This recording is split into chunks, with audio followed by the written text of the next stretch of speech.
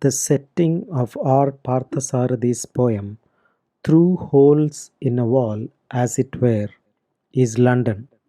The poet sees the lamps shedding their light in the streets of London to enable the people to find their way in the thick fog which envelops that city and makes it impossible for people to see anything even during the daytime.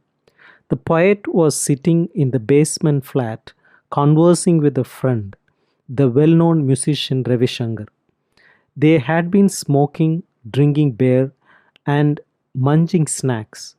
Ravi Shankar, says the poet, had spent his youth imitating and aping English manners and English behavior and speaking always in English. The poet, being in London at that time, felt that he was an exile from his country, living in London against his will. But he found that once having to live as an exile in a foreign country reminded him of his own country and of his own native language. He felt that it was impossible for a man like him not to realize that his roots lay very deep in his own Tamil culture. He also realized that language was a tree which could flourish only in its own country, and that it languished and lost its powers of expression if transplanted to some other land.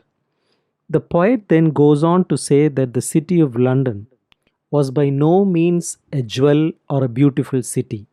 The lanes of the city were full of smoke and litter, and there were unwashed English children to be seen in those lanes.